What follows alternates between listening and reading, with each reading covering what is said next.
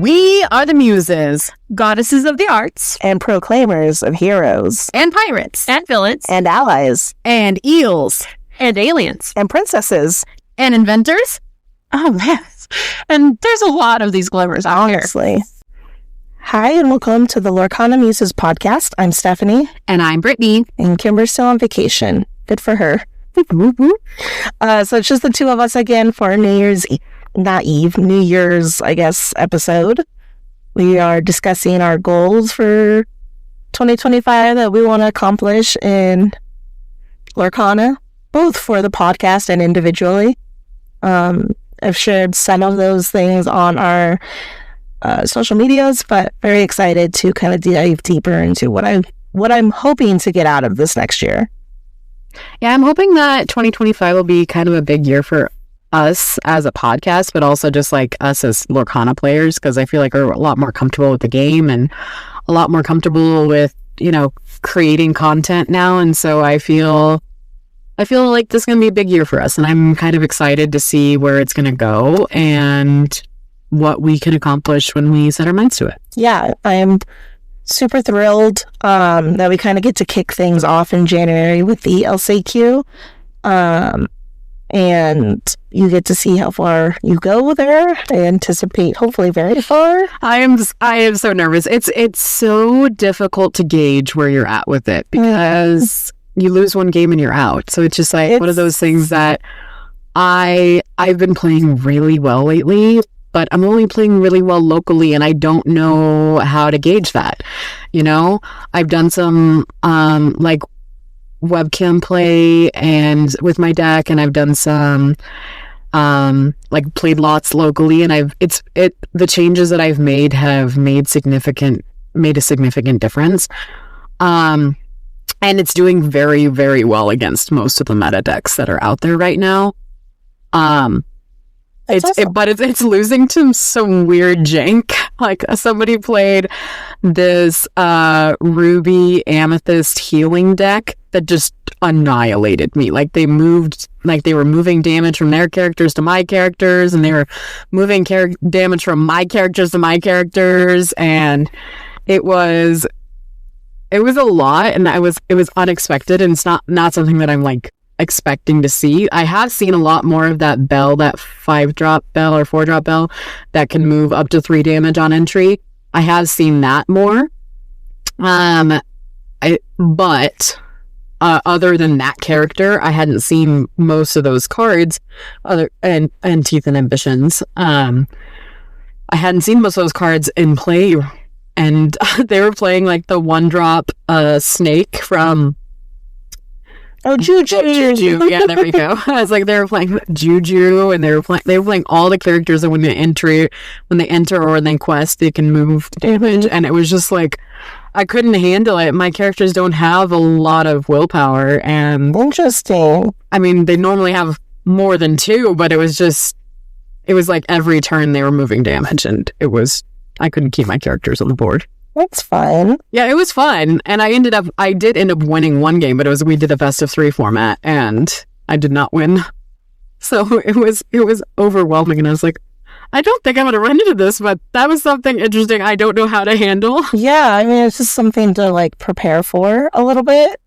Well, not really I wouldn't change your deck, but understand that could be out there somewhere. Yeah, no, for sure. And then I played a Jafar deck, right? Like a Amethyst Steel Jafar deck, and I've played those before. And I actually think one of them was in the top 8 at the Southside Gaming Florida event this weekend.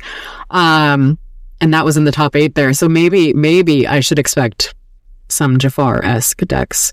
Yeah, if not Jafar, I know we'll definitely see Amethyst Steel decks. In general, Amethyst Steel is a okay matchup for me. Yeah. There's so many variants within that set of cards that I don't really think there's one set list that people run. So I can't confidently say, oh, I got that matchup, because it's one of those things that, depending on the cards, could be it. And those foxes, if they have the fox in there, that fox, she's mean. She's so mean. I love the fox. The Fox is honestly probably the worst card to play against with my deck. Yeah, I could see that. Yeah. So, but putting in Prince Eric in my deck has made the world of difference. That's so I ended up going down in my Meta Medusas and up in that because I think he was doing more good than especially with like how low to the ground I generally play. And the questing for 2 is just too good. Well, I'm glad. I mean, you got second in league. I did. I ended up getting second in league, which is great because I was like 18th or something at league the week before. It did so badly. I actually don't remember what the ranking was the week before, but I got second. I only lost in my last round. We just went 1-1. So, but it was good. Like I played really well. And I only got second because I had the same record as the first place person, except for their opponent win percentage was 1% higher than mine. Darn. I know. I was like, oh, it's so close. Oh, gosh. I was like, it's so frustrating. I hate to see it. I know. I was like, I couldn't play it any better other than like 2-0ing in my final match, but that just was not in the cards. I actually played with our friend Mikey in the last round, and we had both played so well throughout the day. And my deck just went off in the first game, and his deck just went off in the second game, and it just was like, we both played the perfect game for whatever it was, and then the opposite side had nothing to play.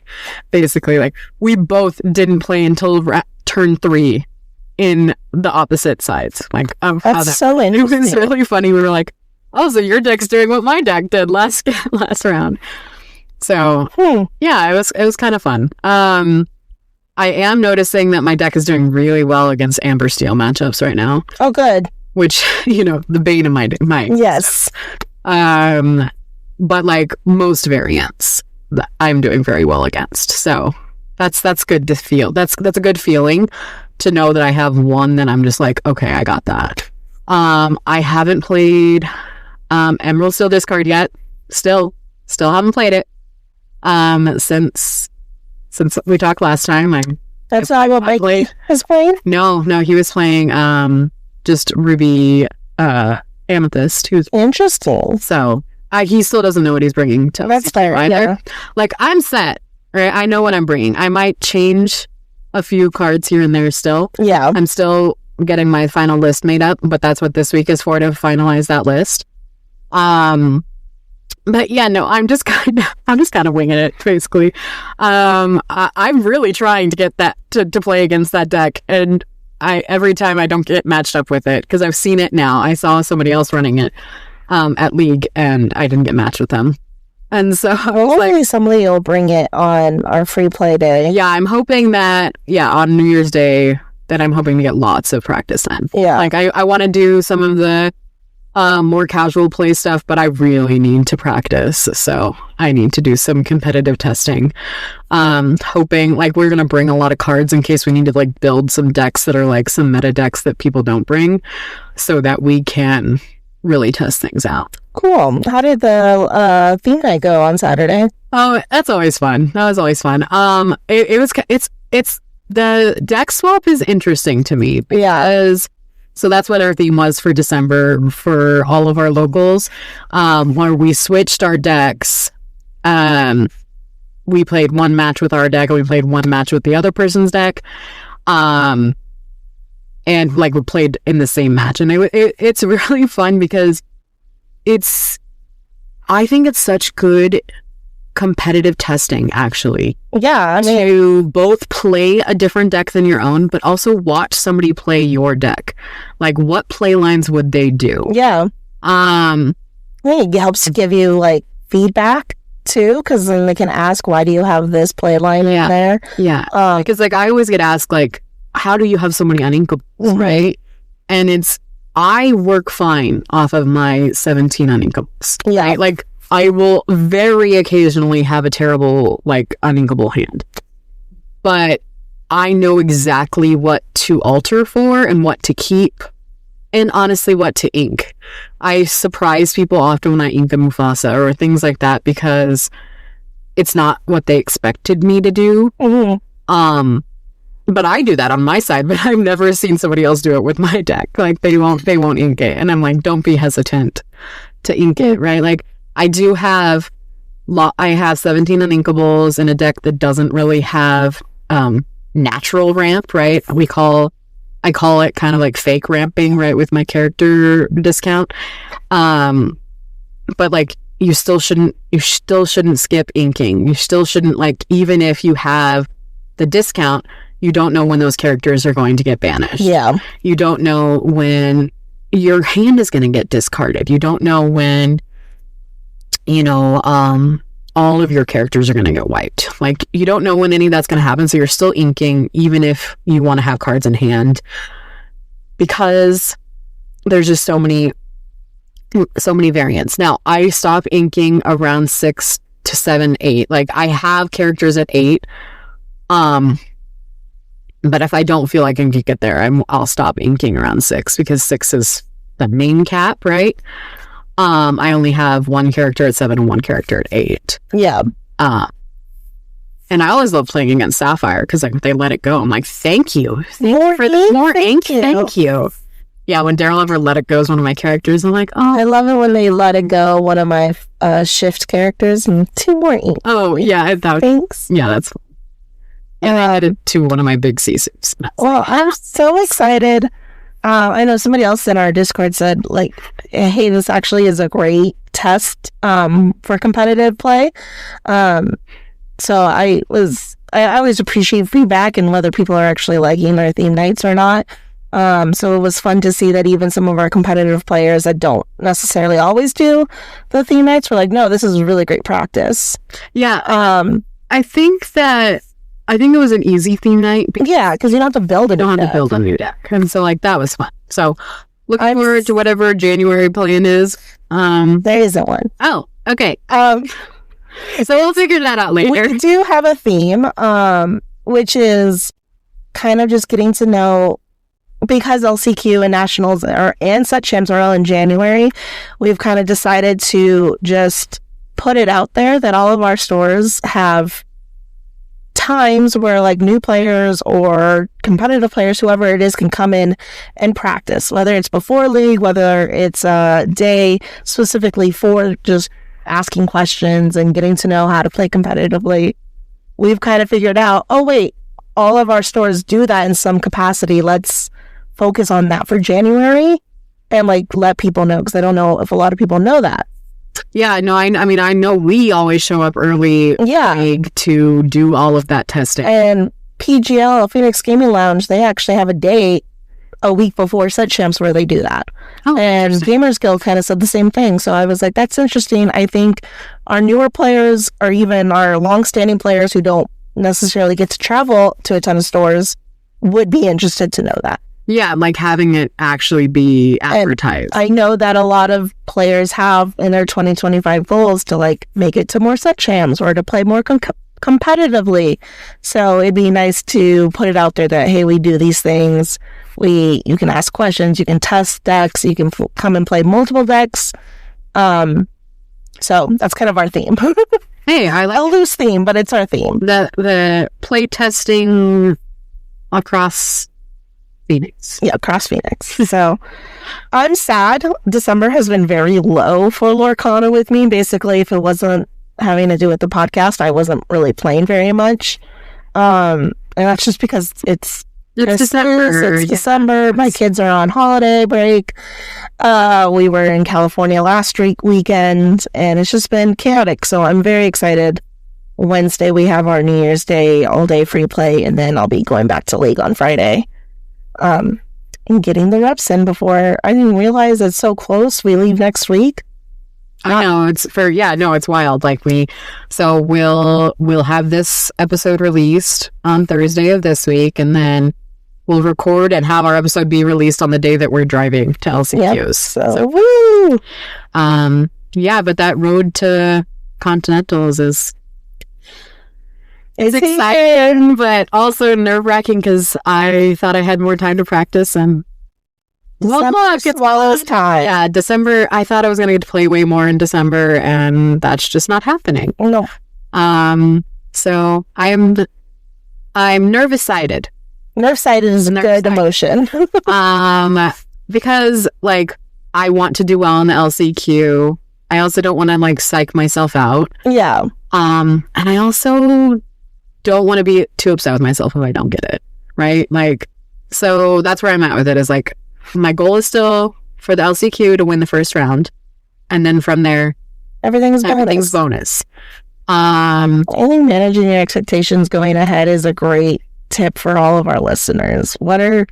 It's okay to be disappointed. It's okay to get upset, but don't let it ruin your whole weekend, because there's so much other things to do too. Yeah, no, that's the other thing, is like, they have set up this weekend for Continentals, like with so many extra side events, and like the artists that are coming are so cool. And like, we know of lots of content creators that are going that we want to spend time with as fellow content creators. And so like, that's the other part of like going to a Lorcana challenge that I just really love. Yeah. Is the community and the side events and the, just being able to see other, fellow Lorcana players in like a competitive environment. But it's also just like, it's Disney. So for me, it's like the camaraderie and awesomeness of Disney. Bonus that we're at the Disneyland Hotel, right? Big sad that we're not actually going to Disneyland. I know. I'm like super excited to see all these other content creators doing the quest in the park. Going to Disneyland on Thursday, but like we just couldn't swing it, which is fair. But I'm hoping like another one of those events will happen in the future. Yes. Or we'll just go to Disneyland when it's not tied to Lorcana. That is also a possibility. Oh no, twist my arm. Don't make me go to Disneyland. So I'm excited because the LCQ kind of propels, I think I said this earlier, my goals that I want to kind of accomplish for 2025. We all separately put in our own goals, and I'll speak to Kimber's a little bit too, so that you guys can track hers. We would like to check in monthly with all our goals, kind of like what the Illuminators do. Yeah, I think that's a great... Yeah, I love being able to check in on what they did all year. Yeah. Month. And so we're going to take from them and, lovingly take from them and track our goals monthly. So so my goals include getting a top 8 in a set champs. Hopefully I can do that. You definitely can. I would like to get all of our socials to 500 followers across the board. We're close with some. I think Instagram we have 300 something, and then Blue Sky and Twitter we're about 280-ish. So I have no idea on TikTok. Yeah, and I have no idea on TikTok either. I think TikTok's also high up there. Kimber's been killing it with the content. And then I would also like to do more content clubs with our fellow content creators. I love being able to do interviews with them. I love doing the Lorcana karaoke with Brando. So if anybody's out there and listening, hit us up because we're always down to clown. No, we have a good time, and I think we just want to, like, whether you come on our podcast or we come on yours, whatever it is, we're here for it. Podcast, YouTube, whatever it is. Reels. I'll put on a hey costume, flap around. I will not do that. But I'll put on other costumes. I won't do the... I would like the opportunity to interview somebody from Ravensburger. So if we could make that happen, that'd be super cool. Yeah, just anyone from Ravensburg. Anybody. So I would like maybe Ryan Miller, so then I can ask him some hard-hitting questions. I think Ryan Miller's like really high on the list, so maybe go further down. A little further down. I would love to interview a Lorcana. I would love to, so that would be kind of like Ravensburger adjacent. Yeah, so like if we don't get to do a Ravensburger employee, technically, I guess the artists are subcontracted through Ravensburger, so that would be... I would love to like hear their process for coming up with the card art and diving deeper into that, because I think all of the art for this game is gorgeous. I'm always blown away every set.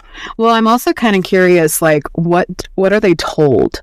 Right? Oh, okay. Like I'd be curious to know, like, what are they told needs to be in the card, like color scheme and like art style, and like how much free will do they have to add elements to the card, and how much needs to be redone, you know? Yeah. What has to be in there? Yeah, so like I know that like once a character is established by the original artist, if another artist is doing like a connecting card, they have to use the same costuming so that they know it's the same glimmer. Right. And things like that. Like I know that has to happen. But what else are they told? Like for our card, like for the one that we revealed, the Seeking the Half Crown, what were they told ahead of time that they had to include within the image, right? Interesting. So like I'd be curious about that, because like, yeah, I love, you know, like thinking about like all the elements of the story, and like the art is key element of that story, right? Where would that go? So like that I think would be so interesting to have them, any of the artists on. Absolutely. A podcast guest. I would love to win first place at League. I think my highest I've ever been is 4th, maybe 3rd or 4th. So I'm close. I'm close. It would be having to deal with Daryl and you, and I might have to get into a night where you guys are like out of town.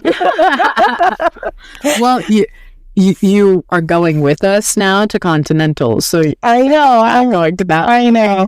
But I mean, I'm now able to win some games when I play you and Daryl, which is always a testament to I'm learning and growing, and that's amazing. I have one person at League who I feel like now I'm there, like not Achilles heel, but like mountain to climb. If they beat me, they're feeling good about themselves. So, build out more community social events. So I know, one of Brittany's ones that she wants to do another tournament for the Lorcana Muses. Yeah, and I would like to do at least one competitive one this year, one social one this year. Yeah, I want to at least host one Lorcana Muses tournament. Yes. Now I want to do other events related to Lorcana. So like not necessarily a tournament. Because like I think when I think tournament, I think competitive, right?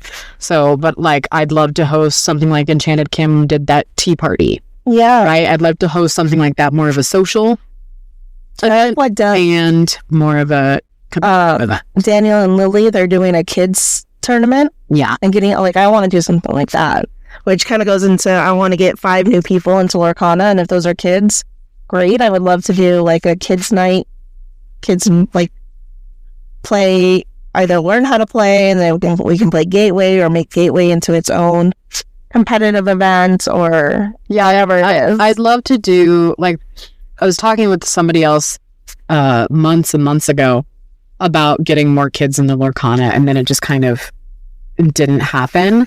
But what I would really love, I'd love to do something like over the summer, like a kids like camp. A kids camp type. Yeah, that'd be fun. So something like that would be awesome. So yes, so I'm excited for that. And then I would also like to go to League at least once a week, Friday night League. And then my goal, and I've kind of already talked to my parents about it, who are usually our babysitters for our kids, is I would like Alex come with me to League at least once a month. So that's our little getaway together, because he wants to go to one more One Piece, which I want him to go to that too. But I'm like, come at least once a month to a League night with me. I think it'd be fun. Yeah, no, we miss playing with him, so it'd be good to see him. He always likes playing when he comes out, and he's like, man, I forget how much I love the community and everything like that. I'm like, yeah, but I get it. No, it's for sure. So my goals. You finished, right? Yes. Okay. No, I wanted to. I was pretty sure that was it. So my goals for Lorcana for 2025. I have both goals for us as a podcast, and then me personally. Yeah. So my personal goal, and this is going to be my goal probably every time, is to win a set champ card for each set champ. So like that means top 8 right now. But like that's my goal. Like I would love to win the mat, but my goal, because I've already won a card for each, is to keep doing that. To keep doing that. So like that's still my goal for win a card for each set champ. Now, that means that like if I can only play in a lot fewer of them, that I have to play really well in those few that I'm playing in. You just never know with scheduling what that's going to look like. So, so that's my number one goal for like competitive play for Lorcana for the year. I want to play Lorcana in a league at least once a week. I would love for it to just be NVG.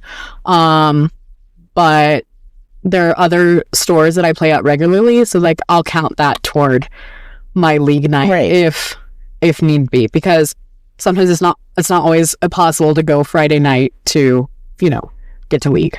So then like there's Monday nights Gamers Guild and Wednesday nights at several different locations and Thursday nights at Rec and like things like that I could go to other places. Right. To count as a league. So my goal is once a week league, unless we're at set champs or like a DLC. Yeah. So, like I'll count those as my Lorcana for the week, even if it's not technically league.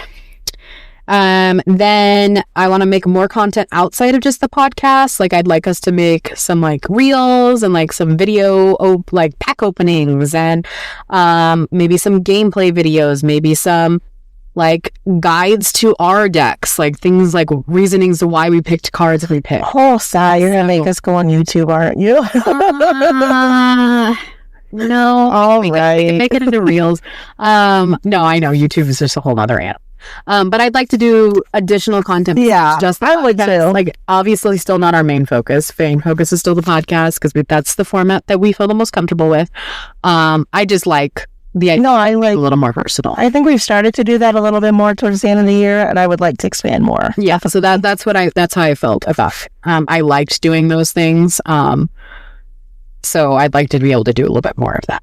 And I also want to be able to contribute more to that side of it because I was working on my master's program. So like I haven't been doing as much of the additional content besides the recording of the podcast. So I know that that's on me, but I have a little more time now. So I'm hoping to be able to do that. Then I want to go to at least one DLC outside of just Continentals. So that's Continentals in January. So depending on when the other DLCs are, like I'd like to go to one of them for the year. Worlds would be awesome. But it's all the way in Florida. But it's all the way in Florida, and you know, don't know where money's going to be at. Don't know when that's going to be. And so that's whenever I'm like, I would love for that. That's a like January technically counts as a DLC, so would count for the year. But I don't want it to be like the only one. And then the big one for our podcast. For my goal is to host at least one Muses tournament. Yeah. So we had so much fun. And I think our community had a great time. Yeah. At the one that we hosted before. We had an amazing turnout. And I'd love to be able to do it again. Me too. So now for Kimbers, she was short and sweet and to the point. But she would also like to make a top 8 in set champs. I think we are both looking to be more competitive as we have more time, hopefully in 2025. She would like to get more friends to play Lorcana and play at 3 stores that are new to her. I like that. I like that. That's a good goal, yeah. To kind of get to know more of the community and see who's playing where, and that'd be an interesting one. Yeah, so because I play across the valley. Yeah. Or I guess I play across the East Valley because like Phoenix is quite vast. But I have played at other stores like in Peoria and in the West Valley and things like that, in Central Phoenix and things, for set champs and just for some occasional events. So and I really enjoy being able to look and play in different stores just to see, like, every store has its different vibe.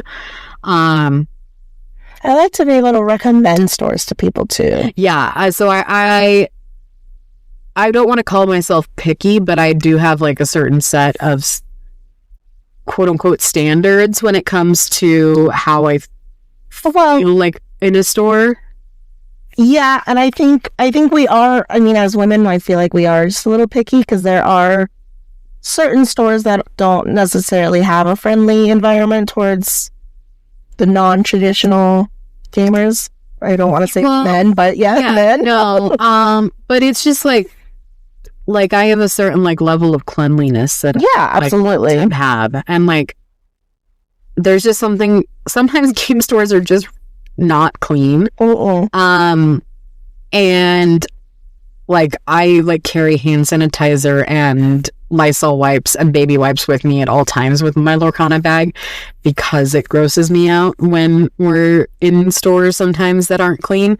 And I don't think that has to do with me with being a woman, but it might have a little bit with me being a woman. But that it like really grosses me out. So like I trade out my sleeves pretty often because I don't like how dirty my sleeves get, like playing in different stores, and I don't like I play a lot, so like that's the reason like I trade my sleeves out often. But there are some stores that are better at keeping things clean than others. Not to like really call anyone out, but like that is where my comfort comes from, at least initially, is like if I can walk into your store and not feel grimy, that's a good first step.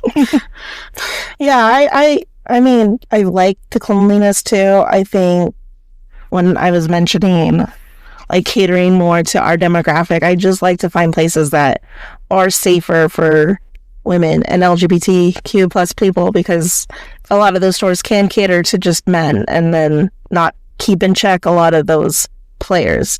Because it's no secret that we've all had instances where we either get talked down to or we get, I guess, just talked down to a lot. And I just don't appreciate it as a player. No, I don't disagree. And I think that you should feel safe if you're playing a game. And I do think that most stores are better about that now, especially when it comes to Lorcana, because like our community does not deal well with that stuff. I think too, the stores that try to do Lorcana that cater to not a conducive environment, they end up not being able to play Lorcana because the crowd goes elsewhere. Yeah, I mean, so I know, and I've seen that. We've seen it at several stores. Yeah. When your store does not listen to the community that plays the game, the community is not going to come and play the game. Exactly. So, and I know we are lucky and fortunate in Phoenix. We are in a metropolitan area, so we have kind of spoiled for choice as far as game stores go. Oh, absolutely. And that's a big reason why we can be like, yeah, I'll just go to another store. Yeah. But other people aren't quite as lucky if you like live in a smaller town or things like that. No, we have game stores everywhere. I could throw a rock at a game store. Yeah. And I mean, I said it before, I don't really go to the game store near my house for just pickiness reasons. But also for those same reasons. Well, that's what I'm saying, is that there are those reasons, and the crowd doesn't go there either. They go up to elsewhere. I'm more rather spend the 45 minutes in a car and go to North Valley Games because they're so friendly there. And I think it's important. But I am seeing more and more stores take feedback from the community and like implement it, which I think is great. Yeah, I think they realize that the Lorcana community is here to stay. Yeah. And I mean, I understood some of their hesitancy because they're like, it was in its first year. But we're not going anywhere. No. So, having it to where your store makes it comfortable for us to play, or for your store to like know how to play the game, like that's really helpful. Yeah, no, I think this game is going to continue to grow. One of our Discord members in the community saw like his kids were watching Hulu and saw a Lorcana ad on Hulu, which is so cool. Yeah, I had seen him on Disney Plus. Yeah, I had seen him on Disney Plus. Hulu. I think it's awesome. I think we're going to see a really high projectile for growth in 2025. Well, I'm just hoping, because I know that they like Gateway was on sale at Target for Christmas, and like Lorcana was on sale a lot. And it was, yeah. I'm hoping that means that we're getting a lot more new community members or new members, new people that are new to the game. I had to. My husband told me I had to wait at least one more year until I gave Gateway to my 5-year-old nephew. No. Oh, He's like, wait one more year. I'm like, fine. But no, I think a lot of people are going to be getting Lorcana, especially like board game people, because I don't think if you're going to buy somebody who loves board games and you see Gateway and they're a Disney nerd, you don't necessarily know that it's a card game because it looks like a board game. And it kind of plays like a board game, so I'm hoping that brings a lot more people in this year. Oh, me too. That are gifted it from Christmas or Hanukkah or whatever it is. For the solstice. For the holidays. But on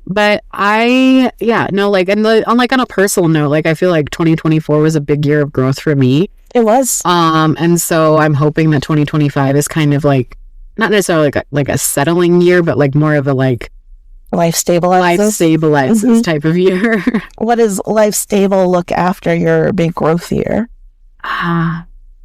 It was the rhetorical. Like that's what I don't. Yeah, I don't like. What does that even mean? Yeah, I don't know what that means. But for me, I get what you mean, though. Yeah, like I just felt like my 2024 was very chaotic. I don't know if that's the correct term, but like good. Thinking of D&D terms, it can be chaos. Yeah, chaotic. It was both good and bad. Like it was both. So like chaotic is just like in terms of like overwhelming. It was. In both good and bad ways. So like I'm hoping to have less overwhelming feelings and more just run-of-the-mill awesomeness. Like that's what I'm going for. Just awesomeness. I know your feelings on silly superstitions, my science girly. What? Okay, I will say though, I am slightly superstitious because my family's from the South, and so like I grew up superstitious.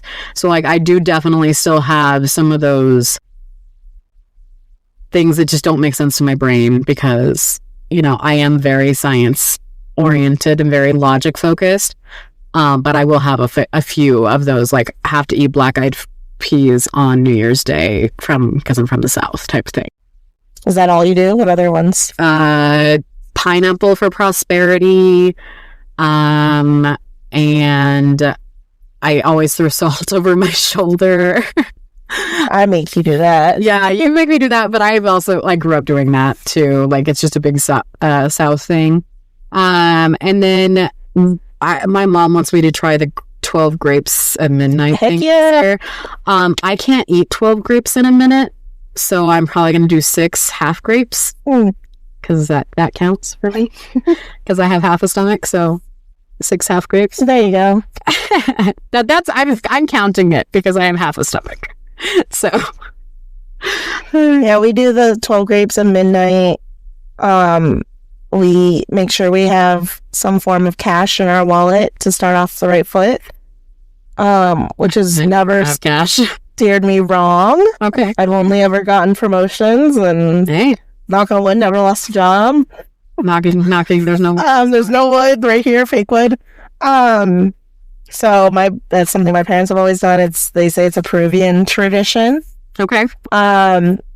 I don't do the black-eyed peas because I love black-eyed peas, but like we make them like they cook all day. Yeah, with bacon. Like they are a you kiss your loved one at midnight. Yeah, I definitely do that. I told Dad I'll even wake up the girls and like kiss them real quick. Pretty sweet. And then there's a couple of like witchy ones that I do, but yeah. Well, and there's one that I do religiously just on the first of every month, which you're supposed to do, which is sweep cinnamon out of your threshold, and that's just to get all the bad juju of the last month out of your house. I put cinnamon on my threshold so the bugs don't come inside my house. There you go. So you do a variation. That's more of a science purpose. I'm just curious what all of our listeners do. If there's ones I like, I love superstitions and they make me feel comforted. So if there's anyone that I'm missing them, like you're like, I swear by this tradition, let us know. Yeah, I mean, I always do those things just because I grew up doing those things. Yeah. So I don't necessarily believe that they hurt anything to do those things, right? Like, it's not like some of the other things where I just don't believe in it, but like this is fine. Like, right? It's just food. where it's just traditions. Right. Like it's I just see more of it like a tradition and less of a superstition, I guess. Yeah. Like, and everybody else holds it in such high regard that I'm just like, all right, I'll do it. I was like, Twist my arm. yeah, pretty much. Like that's where I'm at with it, but that's fine, right? Everybody to their own. That's kind of our motto. Is we don't judge each other for it. We listen and we don't judge. Yes, I mean we do judge a little bit each other. Yeah, each other. You haven't seen my face while playing, listeners, so you know there's definitely judgment there. But we always love. No, that is something I am really working on because apparently everybody I play with locally knows my face. Absolutely. I know when you're so a good hand, a bad hand. I thought I was much better about it. Nope. And then somebody was like, yeah, I listened to your episode. You're really bad at that. Don't mind yourself. I'm glad you guys are calling her out. I was like, that's so rude. But honestly, that's fair. My face I just have a very expressive face. And so it's really... The face comes with subtitles. So many subtitles. And so I really am trying to be a little more neutral. And so that I don't give my tells away, you know, during a big event. Now, I think a lot of the players that we play with regularly can read my face because we play regularly. So that might be part of it, but we'll see. I don't know. We'll see. We'll see. But also, I don't know if knowing that I have a good hand is going to help or hurt my opponent that much anyway. Like, isn't gonna change their gameplay that much? No, I don't think it changes their gameplay. I think they just understand a little bit more about what's in your hand. Which, if you're playing somebody new, they're not going to know what's in your hand or in your deck. Yeah. Even after a game, they're not going to know because the odds of you seeing any and all of your cards again the same way, it's so not gonna. It's just not going to happen. So I don't think you have that working against you at all. Well, and then my deck is not traditional, so like that's the other thing I have going for me. Well, yeah, they're gonna expect a Mufasa deck and not see it. So yeah, I mean they're gonna expect a bunch of giant bodies. Nope, they're not gonna see. Nope. Do some mid-range. I'm still working on my removal options. Princess Steel Song deck. It's bringing mean. I'm hoping to get more. I haven't gotten a lot of testing this month in it, so I'm hoping to get more in with a few of the changes I've made this last few weeks. There's somebody coming to either Wednesday or Friday, just depending on their schedule, that's playing a variation of the bounce deck I made. So we've been bouncing ideas off each other, and she's built it, and she said it was really mean when she played it last week. So I'm really excited to see how that goes. I always love it when people like play variations of the things that we put out there because you know, it feels fun. It feels fun, and then like I don't feel as bad. I'm like, oh, that worked really well. I'm gonna go make those changes to my deck because it was kind of like, and it's not my idea. Like that I'm sure many people have made. No, like I can't be like, oh, my deck is completely original. No. That's not how any of these cards. I just think it's fun because we built these decks and then we make people think about the deck combinations that maybe they wouldn't have thought about before. I will continue to say though, the best card in my deck is probably Raya right now. That's good. You should. She's so good, and like I am honestly beyond shocked I do not see her in more lists. Yeah. And it's just like one of those things I'm like, if you're playing Ruby and you're not playing her, why? Because like, even though I only ink once per turn, like I'm still using a card twice on my board. And I've been able to do it with multiple cards, and I mostly use it with Gaston, but like I've used it with other cards too, and it's just so good. So that's where I'm at with it with my deck right now. Is like I'm shocked I do not see her in more lists. I'm always curious to see what people put stock in, because I know that Genie has kind of flown off the shelves, and when I first saw it, I was like, yeah, okay, like I see the appeal, but it wasn't like a card I needed to have right away. And then I've seen it in every Amethyst deck. So it's in every Amethyst list that I've seen. I am always so curious to like how and why that happens and what people's thought processes are there. So I think Tiana is a lot better than anybody gives her credit for. I really tried her in my deck. My uninkables were just too high. Right. No, and she just makes she's what makes my deck mean. Oh, absolutely. She's wonderful in your deck. And people who aren't used to her panic because they're like, do we spend the 3 ink so we can hit your bodies or do we not? And then when I have 2 of her out and they're both exerted, it's 6 ink because it's each character you have to pay. Yeah.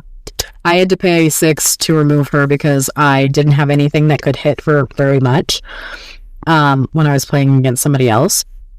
And so I paid 3 for each of my characters. And I was like, this is dumb because I didn't have the 3 to pay. Well, I didn't have Brawl in hand. And so like that was frustrating because I definitely want to just brawl her away. But I didn't have any removal cards in my hand. So I had to get her off the board because...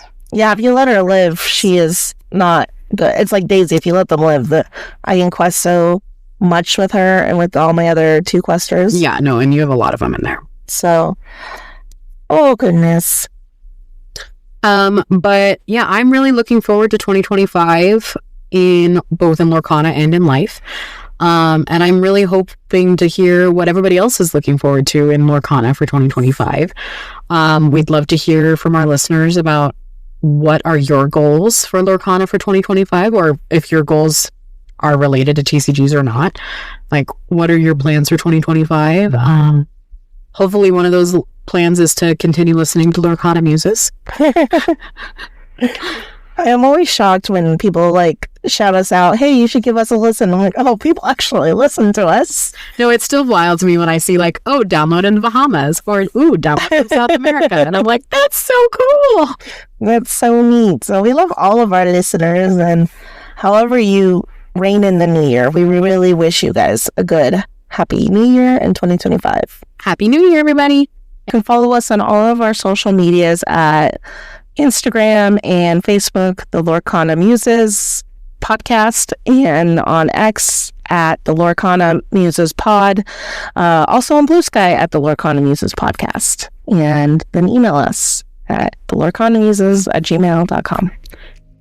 And happy questing. Happy questing.